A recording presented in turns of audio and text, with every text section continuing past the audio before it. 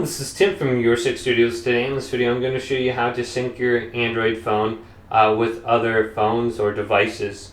So you can share your apps across all the different services, etc. So we can go to the Play Store right here. Just click on like games in the bottom right and go to your picture. Scroll on down, go to Manage Apps and Devices and go to Sync App to Devices.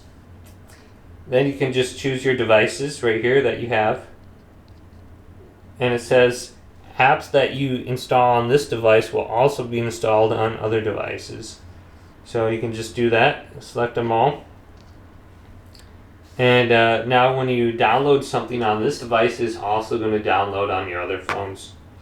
So if you have multiple devices and you're all logged into them, this is an easy way to keep everything similar.